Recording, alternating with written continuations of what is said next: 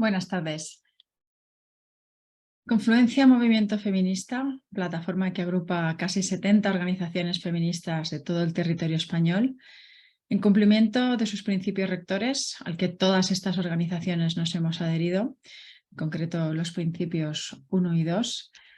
El primer principio rector de la confluencia indica que el objetivo urgente e inmediato de la confluencia es impedir las iniciativas normativas que pretenden consagrar el concepto de autodeterminación del sexo registral, entonces lo llamábamos autoidentificación del género, en el sistema jurídico español. El principio rector número 2 es que la confluencia defiende la definición de mujer basada en el sexo. Y en virtud de estos principios rectores traemos hoy, a través de la organización confluyente Women's Declaration International, en su capítulo español, este vídeo titulado "El gobierno más feminista de la historia destruye las políticas de igualdad, crónica de una usurpación". Vamos a poner en contexto la propuesta normativa del gobierno, conocida habitualmente como Ley Trans, que vulnera el ordenamiento jurídico español, intenta destruir, como decimos en el título, las políticas de igualdad y los derechos de las mujeres basados en el sexo. Empezamos. Empezamos destacando el origen de la ideología que sustenta la propuesta del gobierno, un caballo de Troya en todo el sistema de derechos humanos que está alterando en distintas jurisdicciones en toda la normativa de igualdad creada para defender los derechos de las mujeres. Y este caballo de Troya no es otro que los principios de Yogyakarta, que es un documento privado que no ha sido aprobado por Naciones Unidas, pero que en los primeros borradores de esta normativa que nos plantea el gobierno aparecían como parte del ordenamiento jurídico internacional del sistema de derechos humanos que motivaba un cambio de legislación en España. Las feministas hemos demostrado que estos principios no tienen ningún valor legal y por eso han desaparecido del último borrador y del texto que en estos momentos se encuentra en el Congreso para su aprobación. Pero sí están, se puede ver su influencia en todos los preámbulos, en las exposiciones de motivos de la normativa autonómica que en esta misma línea se ha ido aprobando en los últimos años en España. Los principios de Yogyakarta se llaman así por haber sido firmados en una ciudad de Indonesia, que es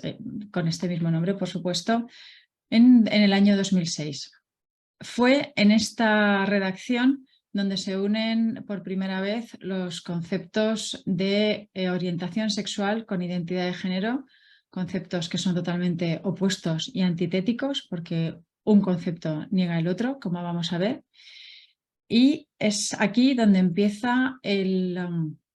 a intentar modificarse la normativa que defiende los derechos de las mujeres basados en el sexo para sustituir esta categoría biológica por el concepto de identidad de género. Los principios de Yogyakarta sufrieron una ampliación en el año 2017, siendo esta adición referida habitualmente como los principios plus 10 o más 10. Es en esta ampliación posterior donde se fija una expresión ampliada que ya no se refiere solo a orientación sexual e identidad de género, sino a orientación sexual, identidad de género, expresión de género y características sexuales, que es una expresión prácticamente idéntica a la que utiliza el gobierno español en el proyecto de ley. En el proyecto de ley se ha cambiado la identidad de género por identidad sexual. Los principios de Yogyakarta pretendían ser o aparentan ser la aplicación de la legislación internacional de derechos humanos en relación con la orientación sexual y la identidad de género, dicen ellos, pero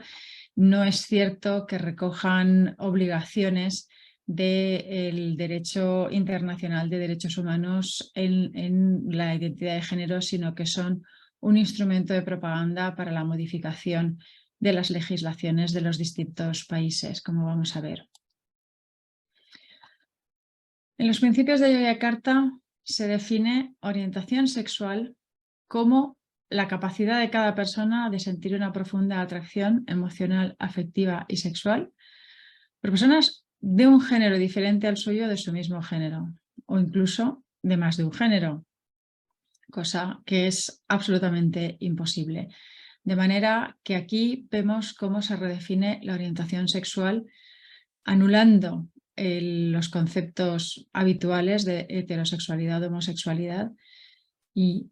comprendemos que en base a esta definición algunos varones que sienten atracción sexual por mujeres digan ser lesbianas. Es algo totalmente incongruente, es algo que las lesbianas rechazan, pero viene de este documento que estamos viendo, los principios de Yogyakarta.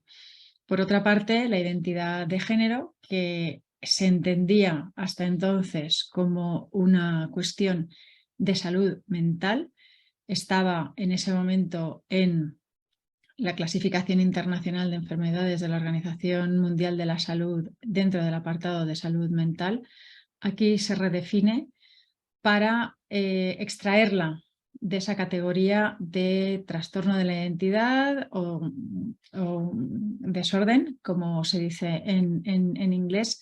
por este sentimiento, esta vivencia interna e individual del género tal como cada persona la siente profundamente. Ellos consideran que el sexo, como vemos aquí en pantalla, se asigna en el momento del nacimiento, y esta definición es interesante tenerla en cuenta porque la vamos a ver repetida en las propuestas normativas que el Gobierno está intentando aprobar en España. El principio número 3 es el que plantea la autodeterminación de esta identidad de género. Y en esto se basa la propuesta normativa española, que pretende que una mera declaración ante el registro civil sirva para hacer los cambios legales que permitan a las personas cambiar su documento nacional de identidad en España para cambiar la mención registral de su sexo legal, que tendría efectos jurídicos en todos los ámbitos. El principio 18, no vamos a mencionar todos los principios como estamos viendo porque algunos son bastante favorables: antidiscriminación, derecho a la educación, derecho a un trabajo, derecho a la vivienda. No tenemos nada que objetar en ese sentido, por supuesto. Pero este principio 18 nos llama mucho la atención porque es aquí donde se reafirma lo que acabamos de ver en el principio número 3, porque dice que con independencia de cualquier clasificación que afirme lo contrario, la orientación sexual y la identidad de género de una persona no constituyen en sí mismas trastornos de la salud y no deben ser sometidas a tratamiento o atención médica ni suprimidas. Esto viene de la lucha de las personas homosexuales por dejar de ser consideradas enfermas, porque sí en un momento dado estuvo la homosexualidad dentro igualmente de la clasificación internacional de enfermedades, incluso en muchas jurisdicciones era delito, pero no se puede comparar de ninguna manera la orientación sexual, que no necesita de ningún tipo de tratamiento en absoluto, con la identidad de género por las demandas de este colectivo posteriormente de medicalizarse, hormonarse y hacer todo tipo de transformaciones que obligan a un seguimiento médico y a la intervención de profesionales de distintos ámbitos. El principio 24 lo hemos traído aquí como paréntesis porque no afecta a la ley, al proyecto de ley trans, pero es muy interesante ver esta redacción porque efectivamente el Gobierno parece estar totalmente inspirado en los principios de Yogyakarta para todas sus propuestas normativas, porque en estos momentos se está planteando una modificación de la ley de familias en las que las personas que conviven en un mismo domicilio, los compañeros de piso por entendernos, pueden pasar a formar parte de la familia. Y efectivamente, aquí en este apartado B del principio 24 dice que se velará porque las leyes y políticas reconozcan la diversidad de formas de familias incluidas aquellas que no son definidas por descendencia o matrimonio, que es exactamente la propuesta que en estos momentos se está planteando a través del Ministerio de Igualdad. El siguiente principio de responsabilidad es muy relevante porque en este se basa en la propuesta normativa del Gobierno, ahora en el Congreso, los artículos 75 y 76, que indican una serie de infracciones y luego sanciones correspondientes a esas infracciones, está basado en este principio 29 de responsabilidad. Porque vemos que en el apartado A, los estados establecerán procedimientos penales, civiles, administrativos y de otra índole, así como mecanismos de vigilancia, para castigar a las personas que, según esta creencia, no respeten la identidad de género de las personas. Efectivamente, como mencionaba, en los artículos 75 y 76, las infracciones y las sanciones serán de carácter administrativo, aunque no se trate de delitos y no tenga que entrar ninguna de las disposiciones contenidas en el Código Penal, aunque, como digo, no sean delito, sino que se trate de expedientes administrativos, se establecen penas que en el tramo superior podrían llegar a 150.000 euros de multa por no cumplir con el mandato de esta doctrina que nos plantea el Gobierno. Es interesante ver quién estaba firmando los principios de Yogyakarta. De la lista hemos destacado estos nombres porque luego volverán a aparecer en la presentación, especialmente los dos primeros. El tercero lo destacamos porque ha sido el único de los firmantes que ha tenido la dignidad de escuchar a las feministas, comprender los problemas que planteaba la aplicación de estos principios y renegar de su participación en los principios de Yogyakarta, contra los cuales ahora se pronuncia. El profesor Robert Wintemute, que es profesor en el King's College de Londres, de Reino Unido, en estos momentos coincide con las feministas que la aplicación de los principios de Yogyakarta es un problema para los derechos de las mujeres y para los derechos de las personas homosexuales. Como he dicho antes, los principios de Yogyakarta sufrieron una ampliación en el 2017 y vemos aquí la expresión ampliada de orientación sexual, identidad de género, expresión de género y características sexuales que caracteriza a esta ampliación que fue aprobada el 20 de septiembre de 2017 en Ginebra. Aquí vemos una expresión absurda intentan definir expresión de género como forma en la que cada persona presenta su género. La palabra género no es definida en ninguna parte ni en los principios de Yogyakarta originales ni en la ampliación,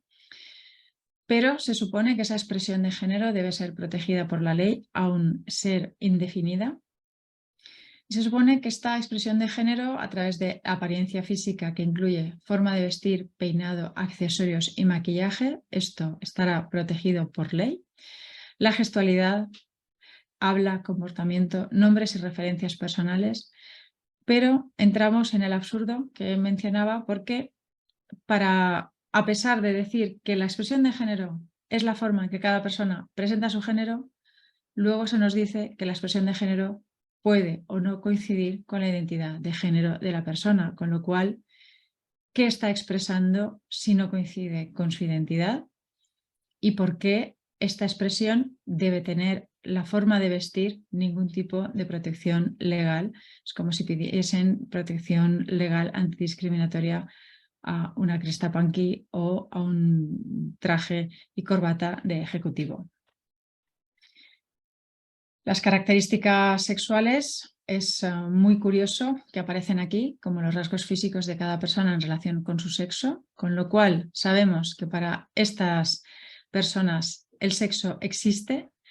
en virtud del cual hay características sexuales distintas para cada uno de los sexos, y sin embargo se pretende sustituir la característica sexo por características sexuales, incluyendo órganos genitales y otra anatomía sexual y reproductiva, con lo cual siempre ha planeado la sospecha de que quisieran, como he mencionado antes, los varones que se identifican como mujer y sienten atracción por mujeres se consideran lesbianas, que probablemente quieran reclamar ser discriminados por sus características sexuales, es decir, que no son aceptados como parejas por las lesbianas precisamente por sus genitales masculinos y sus características sexuales masculinas. Ellos considerarían que eso sería una discriminación por parte de las lesbianas, una auténtica locura. El principio más peligroso es el 31, porque plantea que se deje de registrar el sexo de manera legal, quiere que los estados pongan fin al registro del sexo y, en su defecto, que sea sustituido por el género. Pero mientras el género o el sexo sean registrados, que haya múltiples opciones de marcadores de género, que no haya ningún criterio de elegibilidad e incluso, lo más agresivo, que el registro criminal de una persona no sea óbice para que se le conceda el cambio de nombre, sexo legal o género. En virtud de esta última prerrogativa es en lo que se basa para la internación de criminales sexuales y violentos en las cárceles de mujeres, porque según esta doctrina,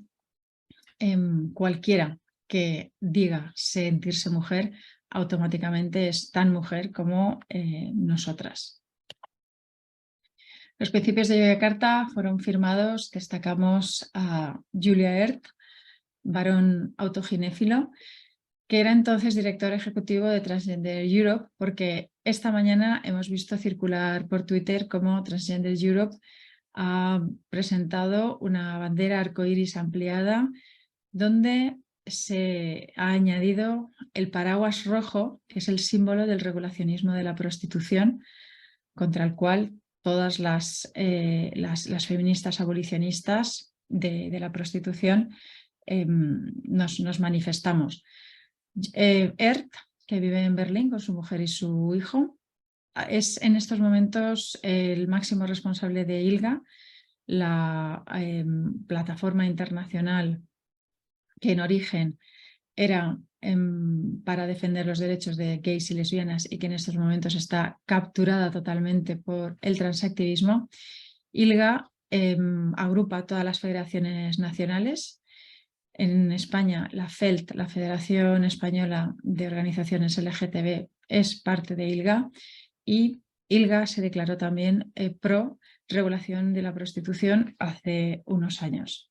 Destacamos también Víctor Madrigal Borloz y el nombre que hemos visto antes, Vitit Mutapon, de Tailandia, porque como vemos aquí, del 2006 al 2017 había añadido un cargo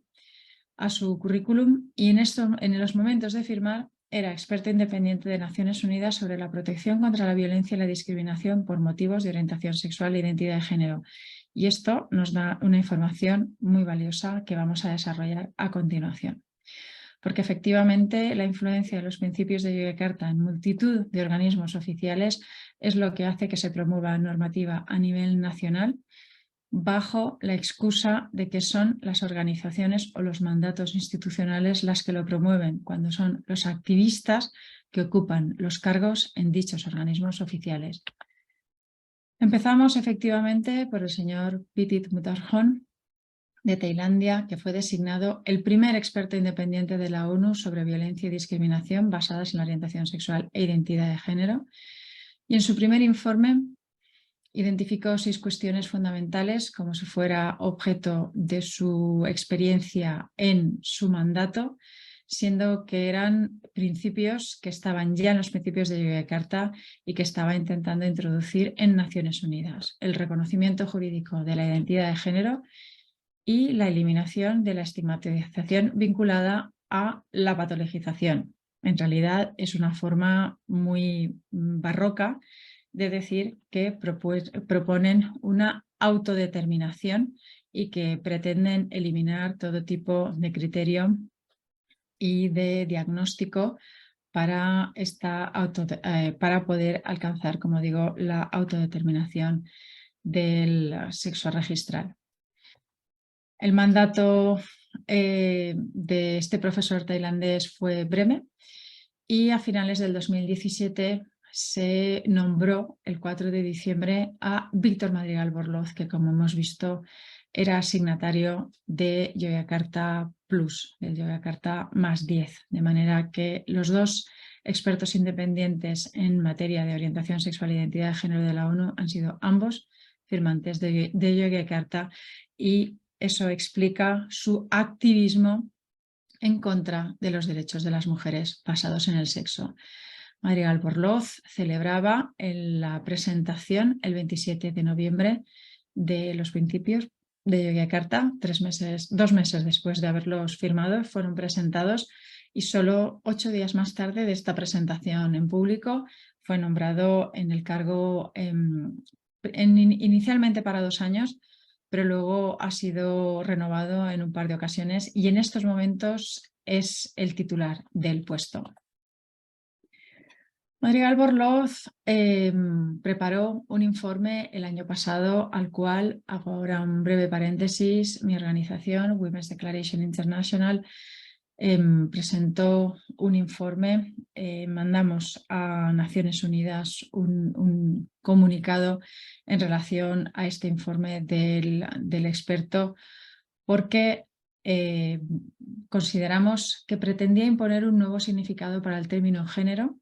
que pretendía redefinir la palabra género de manera que, sin modificar la normativa nacional o internacional, la normativa que se ha redactado pensando en eliminar las barreras que encontramos las mujeres en muchas jurisdicciones para el pleno ejercicio de nuestros derechos, pretendía hacer esa redefinición para que el género pasase a ser leído como identidad, de manera que hubiese una modificación de facto de la normativa sin necesidad de su modificación. Es un trabajo arduo el que está haciendo este experto independiente y está avanzando en muchos sentidos, porque no todos los gobiernos, consciente o inconscientemente, frenan estos avances. El fanatismo de Víctor Madrigal Borloz en relación al género le ha llevado a escribir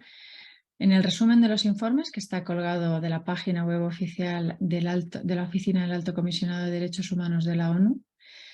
que el género es un fenómeno suprabiológico que tendría implicaciones sociales. Ya no se trataría para este experto, pongámosle comillas, del sistema jerárquico que afecta las relaciones de poder entre hombres y mujeres, sino que, repito, es un fenómeno suprabiológico con implicaciones sociales, y este es su planteamiento desde Naciones Unidas. Por otra parte, Víctor Madrigal Borloz miente en el informe mencionado anteriormente, que fue emitido el año pasado, en el 2021, porque las páginas 10 y 11 de la primera parte, el derecho de la inclusión, llega a afirmar que fue en 2018, tras un estudio, cuando concluyó que el derecho a la libre determinación del género era una parte fundamental de la libertad de la persona y un pilar de su identidad. Es algo totalmente falso, porque siendo como es firmante de Yogyakarta Plus en 2017, ya era un firme defensor de la autodeterminación del sexo registral, ya estaba en contra de cualquier procedimiento, considera, como vemos en pantalla, que una certificación médica es un requisito abusivo. Pretende introducir las identidades no binarias, que es el principio 31 que hemos visto anteriormente, con lo cual no llega a esta conclusión en 2018 tras haber hecho ninguna consulta ni ningún informe, sino que está intentando imponer su ideología a través del buen nombre de Naciones Unidas y a través de un documento oficial.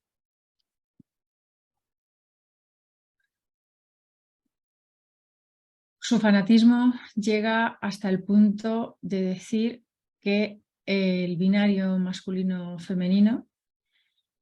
esto es traducción del inglés, es male, female, se refiere no a los estereotipos, sino a los sexos. Dice que esta idea es rígida y que es resultado del colonialismo. Y si en Naciones Unidas tenemos un firmante de Yogyakarta, como comisaria de Igualdad tenemos a Helena Dalli, originaria de Malta, que formó parte del autodenominado gobierno más feminista de la historia de Malta. No sé nada de algo. Que fue precisamente quien introdujo en 2017 la autodeterminación del sexo registral en dicho país. Ella era la ministra encargada de Igualdad en ese momento, de manera que podríamos decir que es la Irene Montero de Malta. Y en estos momentos es la responsable de todas las políticas de igualdad de toda la Unión Europea. Uno de los documentos, la Unión de la Igualdad, la Estrategia para la Igualdad de Género del quinquenio 2020-2025, tiene una redacción muy preocupante porque se refiere a mujeres y hombres, niñas y niños, en toda su diversidad. Y hay una nota al pie, una llamada. Esta llamada explica que la expresión en toda su diversidad se utiliza para referirse a mujeres y hombres, explicando que son categorías heterogéneas, en las que se incluyen, pues bueno, sexo, identidad de género, expresión de género, características sexuales, que vemos que son términos tomados directamente de los principios de Yogyakarta y que se consideran incluidos dentro de esta expresión en toda su diversidad. De manera que hay documentos que sin tener ninguna mención a identidad de género o incluir el prefijo trans y hacer ningún tipo de mención a esta ideología, solo mencionando mujeres y hombres, si se añade en toda su diversidad, se está diciendo que en la categoría de mujeres se está incluyendo a varones. El año pasado avanzó una idea de criminalizar discurso y delitos de odio en base al género y orientación sexual. Y esto para las personas no informadas podría parecer que está protegiendo a las mujeres y a las personas homosexuales, pero nos tememos, y habría que estar muy pendientes de esta normativa, que se entienda el género aquí como pretende entenderlo Víctor Madrigal Borloz, y que se trate de este género que se considera o consideran ellos que es una identidades múltiples, como hemos visto, que en realidad anulan los derechos de las mujeres basados en el sexo y que niegan la orientación sexual de las personas homosexuales. En la Agencia Fundamental de Derechos Humanos de la UE nos encontramos otro de los nombres que hemos visto anteriormente en las firmas de Yogyakarta, Michael O'Flaherty, el relator, el responsable del borrador inicial que se llevó a la ciudad de Indonesia, Yogyakarta, es el director de esta agencia. Está encantado de reunirse con Helena Dalli porque se entienden a la perfección. Como curiosidad decir que fue ordenado sacerdote hace muchos años en Irlanda. Y también como nota al margen, es importante saber que ha sido esta Agencia de Derechos Fundamentales de la Unión Europea quien ha realizado el estudio sobre la discriminación del colectivo LGTBI, que ha sido el argumento en el que se basa el Gobierno para solicitar la tramitación de urgencia del proyecto de ley que se va a votar en el Congreso esta semana. Pero no solo la ONU, la Comisión Europea está invadida por esta doctrina, sino que el Consejo de Europa ha creado una unidad de orientación sexual e identidad de género, conocida habitualmente por sus siglas en inglés, Sexual Orientation and Gender Identity. Cuando veamos este acrónimo SOGI, sabemos que nos encontramos ante los principios de Yogyakarta e incluso esta unidad vela o pretenden ellos imponer la diversidad y utilizan el acrónimo ampliado SOGIESC, que hace referencia a orientación sexual, identidad de género, expresión de género y características sexuales, por sus siglas en inglés. El Consejo de Europa está tan imbuido de esta ideología que el año pasado se intentó criminalizar a las feministas que defendemos la definición de mujer en base al sexo. Hubo una iniciativa de un diputado belga en el que se realizó un reporte en cuyo borrador, no pasó a la redacción final, pero en cuyo borrador se hacía una mención a España diciendo que el discurso antitrans no nos considera feministas, nos considera antitrans, que había sido extremadamente hostil. Sin mencionarla por nombre, hacía referencia a Carmen Calvo, por esta referencia de la vicepresidenta del gobierno español. Y para este diputado fundamentalista, en nuestra opinión, estábamos incurriendo en delito de odio por negar, como en su opinión, la identidad de las personas trans y no binarias. Además, consideraba que las organizaciones trans y no binarias habían sido excluidas de los debates políticos sobre estas cuestiones, cuando es algo totalmente falso, porque a quien no recibe la ministra de Igualdad en España es a las feministas, y en cambio ha tomado el borrador que le ha ofrecido la FELT y el resto de organizaciones de lo que llamamos lobby como grupo de presión que intenta promover una normativa en concreto.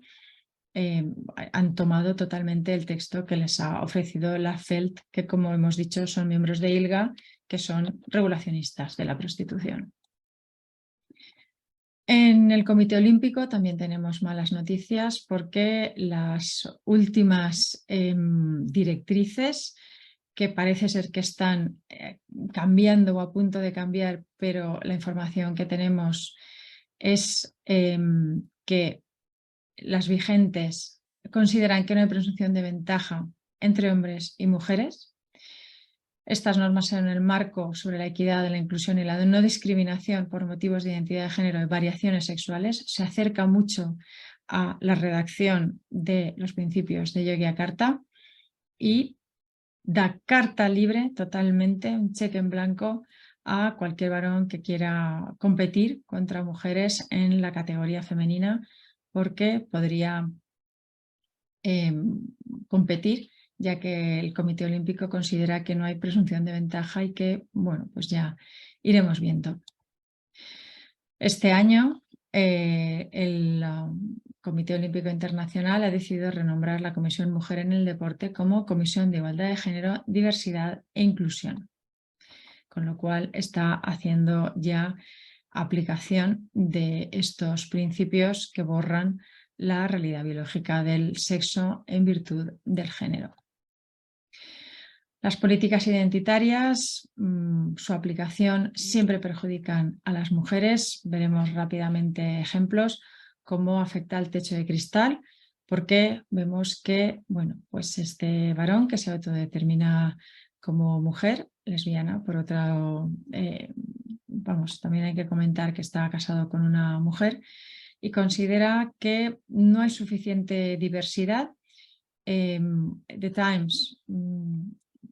explicaba que era la segunda mujer en acceder al puesto más alto de la judicatura en Inglaterra y Gales, pero como vemos, este varón no se identifica con las mujeres, a pesar de decir que se siente mujer, porque ha animado a todos los demás abogados que puedan ser varones que se identifiquen como mujeres a optar a la judicatura. Es decir, no aboga porque haya más mujeres que en puestos de relevancia y que puedan romper el techo de cristal, sino que lo que pretende es sustituir a las mujeres en el más alto escalafón. Igualmente, en Estados Unidos, el doctor Richard, ahora Rachel Levine, que es viceministro de Sanidad, fue nombrado almirante, es un cargo honorífico del Cuerpo de Salud y fue anunciado este nombramiento como la primera mujer que alcanzaba este puesto. Richard Levine, como vemos, pues estuvo casado, tiene 2 hijos, también es un varón hetero y a los 50 años decidió que en el fondo era una mujer y ahora está ocupando este puesto diciendo, pues bueno, haciendo historia por las mujeres en su opinión. Nos guardamos nuestra opinión al respecto. En el Reino Unido, iniciativas que intentan ampliar la cuota femenina, la cuota de mujeres en el Parlamento, porque hay el doble de hombres que de mujeres, incluyen varones igualmente, de manera que no parecen haber entendido nada. Aquí vemos marcados con flechas a Robin White y Sue Pascoe, que se autoidentifican como mujeres tras haber consolidado sus carreras profesionales como hombres. No han tenido que enfrentarse ninguno de los casos anteriores ni a techo de cristal ni a suelo pegajoso. No ha habido violencia obstétrica ni cuidados de los hijos porque han sido sus mujeres quienes se han encargado de esas tareas. Otro caso de ocupación de los espacios simbólicos de las mujeres lo vemos en Alemania. Aquí tenemos a Marcus, ahora Tessa Ganserer. De nuevo se considera lesbiano por estar casado con una mujer que transicionó en 2019 a los 42 años. No consta que haya hecho ningún tipo de cambio legal, pero su autodeterminación ha hecho que su partido, el Partido de los Verdes, lo haya puesto en un puesto de la cuota femenina en el Parlamento Federal. Participó en un evento organizado por el partido, por los Verdes, en los que la palabra mujeres aparecía con un asterisco que implicaba que la palabra mujer es una categoría abierta. Aquí tenemos una representación de los miembros del Partido Verde que fueron destacados por este tuitero del cual esta foto tampoco vamos a hacer comentarios. Los espacios ya no simbólicos sino físicos. Mencionábamos el otro día en el Congreso de los Diputados el caso de California que traemos aquí, de que alrededor de 300 prisioneros han pedido el traslado, pero hoy queremos destacar este caso espantoso del asesino en serie, asesino de mujeres, por supuesto, Douglas, que ahora se hace llamar Donna Perry, que ha sido trasladado a la cárcel de mujeres en el estado de Washington tras la implantación de normativa de autodeterminación. Ha sido condenado por el asesinato de 3 mujeres en situación de prostitución, aunque él ha reconocido 9 asesinatos. Y ahora está encerrado con las mujeres. Los casos más bizarros, los casos más extraños están apareciendo como cometidos por mujeres sin que haya ningún tipo de mención en los artículos. Se supone que estas son buenas prácticas en la prensa, no son buenas prácticas en absoluto, pero por cortesía y por no herir los sentimientos de nadie, de la misma manera que veíamos en el principio 31 de Yogyakarta Plus, el récord criminal no impide que se reconozca o que se valide, que se acepte la palabra de estas personas, y este artículo decía que una mujer había sido encarcelada por mantener sexo con un perro, o sea, zoofilia, bajo los efectos de la cocaína, y solo al ver la foto es cuando sabemos que la noticia se refiere a un varón que además tenía antecedentes, había sido condenado previamente por posesión de pornografía infantil. En ninguna parte del texto hace mención a la condición de varón ni a su identificación. Es, como digo, únicamente por la fotografía que sabemos que nos encontramos ante un varón, y esto está afectando en función de si la policía está igualmente aceptando esta autoidentificación, está afectando a las estadísticas de delitos cometidos por mujeres. Igualmente tenemos este otro caso en Canadá en que, el titular decía que una mujer había sido detenida y acusada de agredir sexualmente a un niño de 6 años en un parque de Toronto, y fue al ver la foto cuando se aprecia que es un varón, pero que se ha autodeterminado mujer ante la policía. El caso de Canadá es más grave que el del Reino Unido, porque en Canadá sí es legal la autodeterminación y esto sí va a contar como un delito cometido por una mujer para las autoridades canadienses. Se redefine la orientación sexual, como hemos visto, que pretenden hacer los principios de Yogyakarta. Este varón se identificaba como mujer en algún momento y se consideraba lesbiana. Cuando Julia Beck, mujer lesbiana, protestó por esta denominación, fue Julia Beck la que fue expulsada de la Comisión Municipal de Baltimore, su señalamiento como TERF. En estos momentos Julia Beck ni tan solo vive en los Estados Unidos. Su Coda Pipitón, que es como se decía en aquel momento, esta persona, como se llamaba, patrocinó un evento en el que se anunciaba que las lesbianas excluyentes serían colgadas por el cuello. Pero bueno, 3 o 4 años más tarde decide destransicionar, se deja barba, se pone una corbata y pues nada, todo lo anterior, todo el daño causado no tiene ninguna consecuencia para él. Y uno de los datos más chocantes es la industria. La industria que toda esta promoción que se hace incluso en series de televisión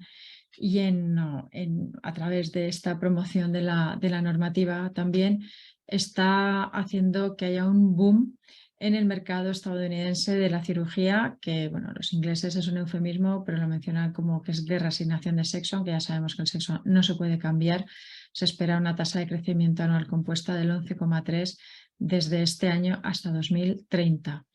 La industria está congratulándose de este aumento de la incidencia de la disforia de género, ya que el creciente número de personas que optan por cirugías de confirmación, dicen, es una forma de hablar en Estados Unidos por una falsa comprensión de la corrección política. Dicen que estas cirugías son gender confirming, de confirmación del género,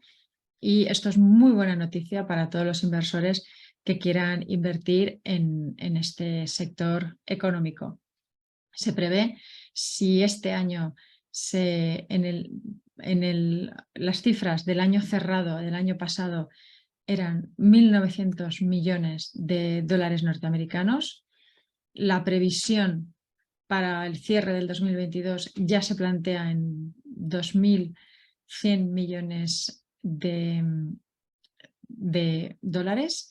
y la previsión de ingresos en 2030 llegaría a los 5.000 millones. De todo esto hace ya tiempo que incluso el Financial Times hace casi 5 años que publicó una viñeta en una...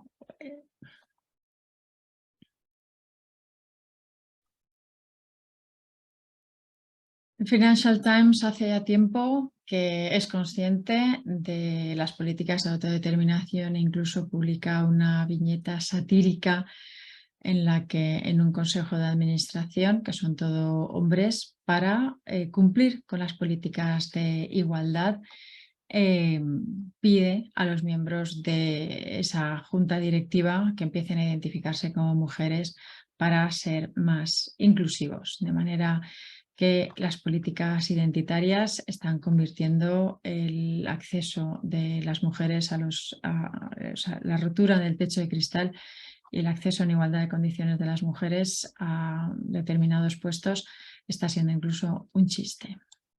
En España nos encontramos que hace ya 4 años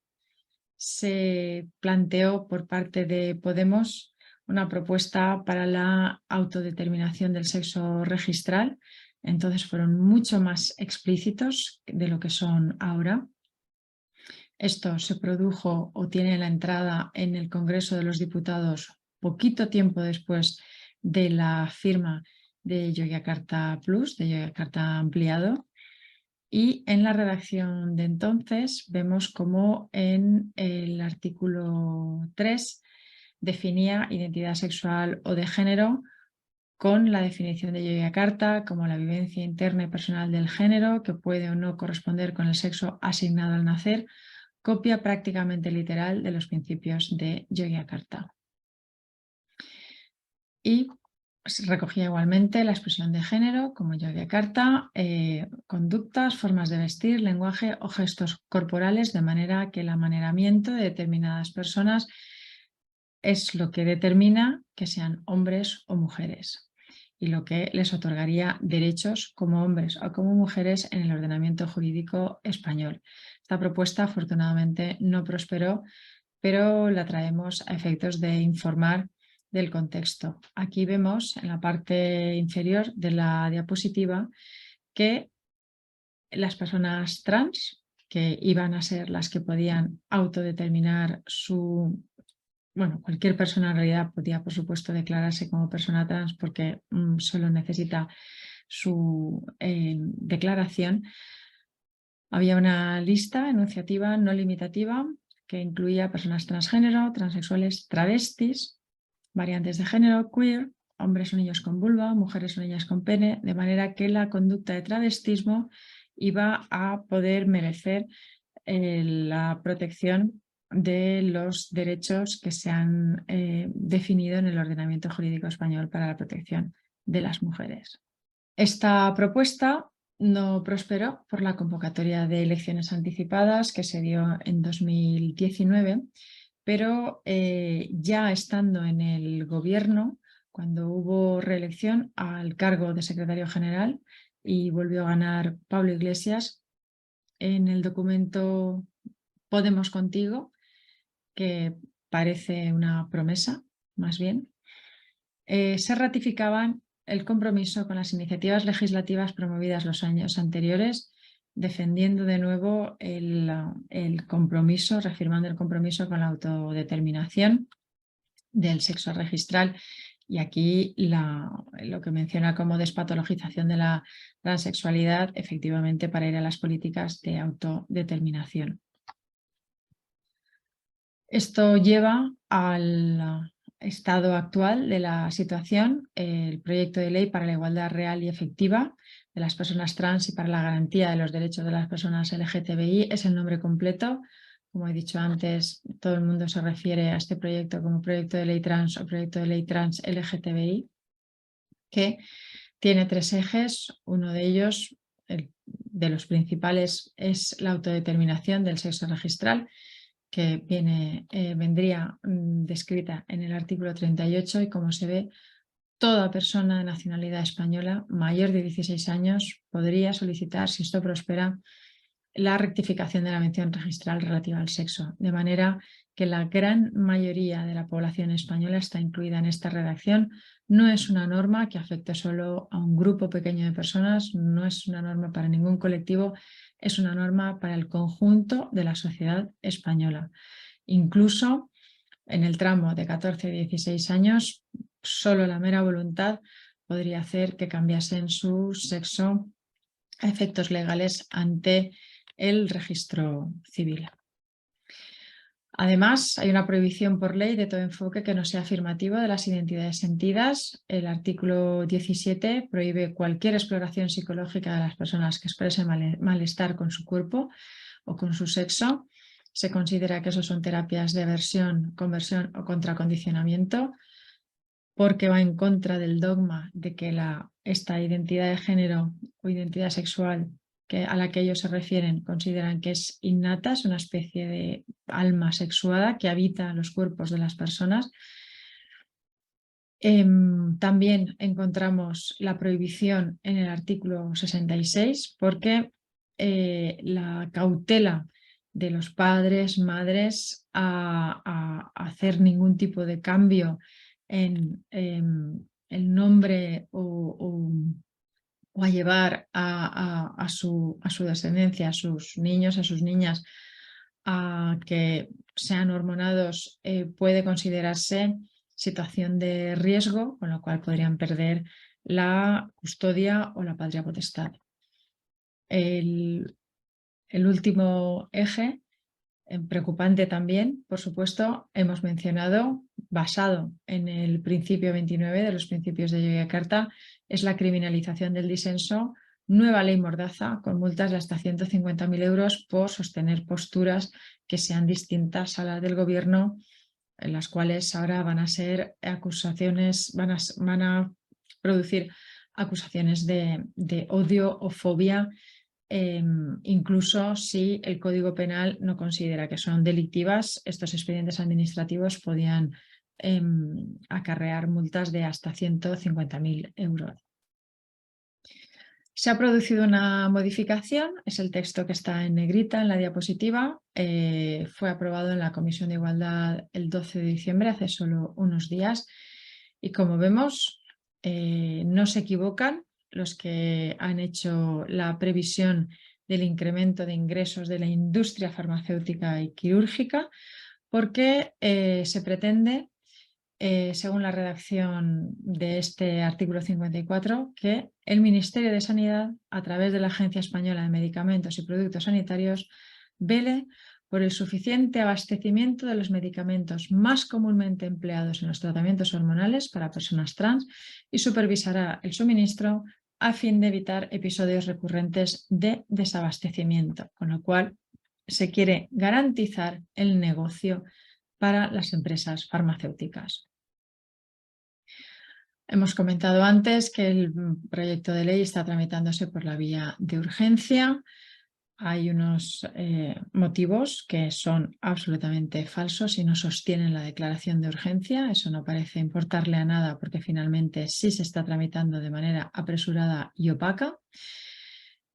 A pesar de que la Secretaria de Estado de Igualdad, números del Ministerio, Ángela Rodríguez Pam, no le importa en absoluto, sin ningún tipo de pudor, dijo que la ley se estaba tramitando de urgencia porque, claro, como queda poco tiempo a la legislatura, pues bueno,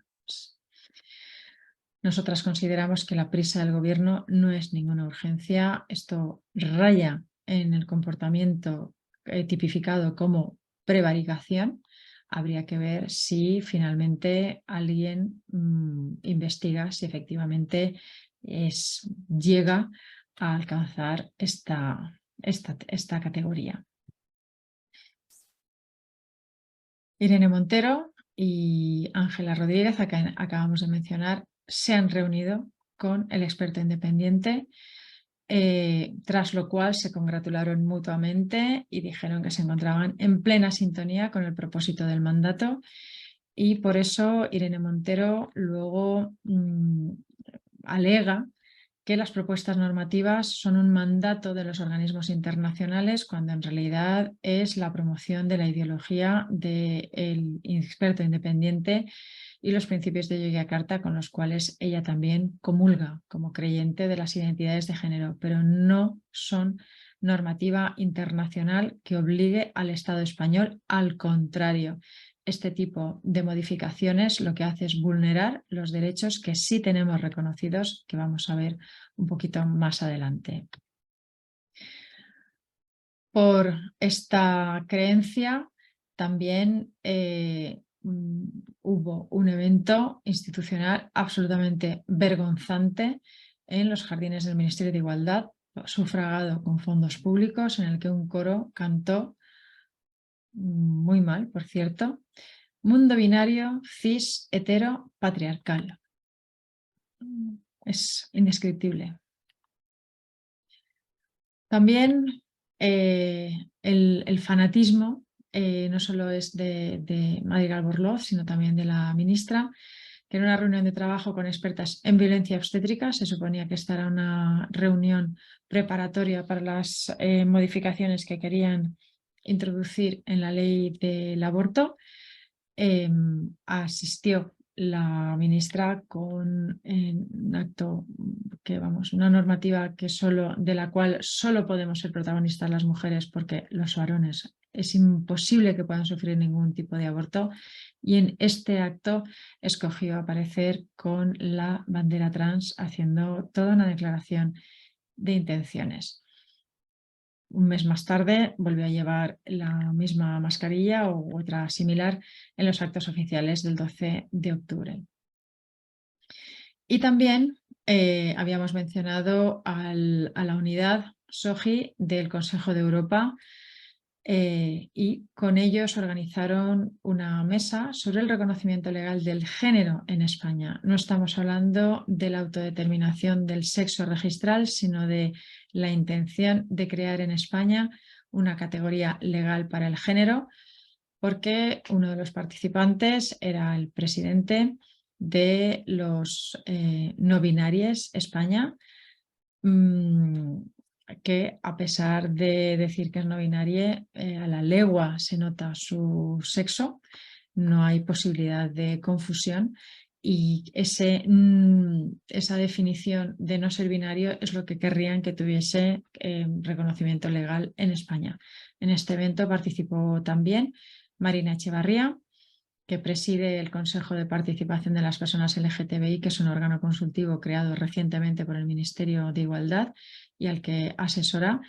Marina, como los casos que hemos visto anteriormente, también se considera lesbiano. Está casado, aún no sabemos si, pero en fin, al menos ha estado casado y tiene 2 hijos por sus propias declaraciones en redes. De manera que en estos momentos la presidencia del Consejo de Participación de las Personas LGTBI está ostentada por un varón heterosexual. El mismo día que se producía esta mesa, en colaboración con la unidad SOGI del Consejo de Europa, el Ministerio de Sanidad, que por cierto la ministra corresponde a la cuota del PSOE, con lo cual estamos hablando de que todo el gobierno está igual de capturado, firmó una orden para permitir a todas las mujeres el acceso a los servicios de reproducción asistida, pero no se les olvidó incluir la coletilla de las personas trans con capacidad gestante que no pueden ser de otro sexo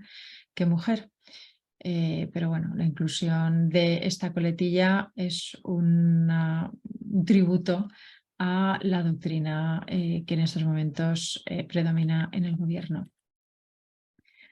Como hemos comentado, los derechos de las mujeres están basados en el sexo porque, al contrario que los principios de Yogyakarta, la CEDAW, la Convención sobre la Eliminación de todas las formas de discriminación contra la mujer, que fue adoptada por la ONU en 1979 y ratificada por España el 16 de diciembre de 1983, hace ahora 39 años, define la expresión discriminación contra la mujer como toda distinción, exclusión o restricción basada en el sexo que tenga por objeto o resultado menoscabar o anular el reconocimiento, goce o ejercicio por la mujer, en fin, de todos sus derechos. De manera que la distinción entre hombres y mujeres, la distinción de trato entre hombres y mujeres está basada en el sexo. La CEDAW forma parte del ordenamiento jurídico español. El mandato de la CEDAW, en virtud del artículo 96.1, forma parte del ordenamiento, como digo, y por tanto ha sido recogido en las normas de igualdad fundamentales de nuestro ordenamiento jurídico, que son la Ley Orgánica 3/2007 para la igualdad efectiva de mujeres y hombres y la Ley Orgánica 1/2004 de 28 de diciembre de medidas de protección integral contra la violencia de género. Y en virtud del principio constitucional de jerarquía normativa, no pueden ser modificadas ni desobedecidas por una norma ordinaria como sería el proyecto de ley trans si llega a aprobarse. La Ley de Igualdad dispone que el principio de igualdad de trato entre mujeres y hombres supone la ausencia de toda discriminación directa o indirecta por razón de sexo, efectivamente recogiendo la redacción de la CEDAW, y por su parte la Ley contra la Violencia de Género establece la obligación de elaborar informes, estudios y propuestas en los que los datos se consignarán desagregados por sexo. Así que la normativa de igualdad se obliga a preguntar el sexo de las personas para cumplir su objetivo de eliminar la discriminación y la violencia contra las mujeres. Desobedecer este mandato es inconstitucional. La Constitución española nos garantiza como derechos fundamentales la libertad de creencia, tenemos derecho a no creer en las identidades, tenemos derecho a no creer en las almas que caen en los cuerpos equivocados, ni a creer en que los sexos se asignan de manera aleatoria al nacer. Tenemos derecho a expresar estas creencias nuestras de que el sexo es real, existe, es inmutable y además solo hay dos.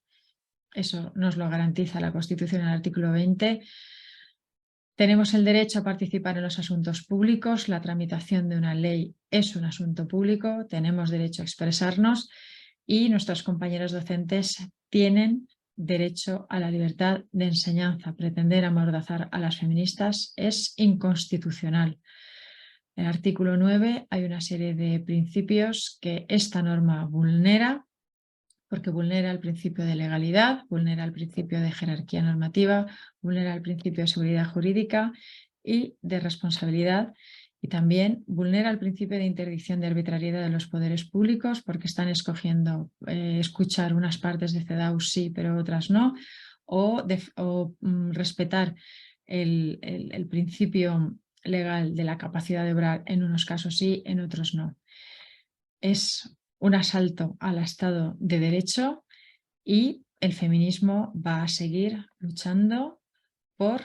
el mantenimiento de los derechos de las mujeres en base al sexo y por el mantenimiento de la definición de mujer en base al sexo. Os pedimos que nos sigáis en nuestras redes y a través de nuestra página web para apoyar nuestra labor de difusión de este asalto a nuestro Estado de Derecho, a nuestro ordenamiento jurídico y sobre todo un asalto a los derechos de las mujeres. Muchas gracias.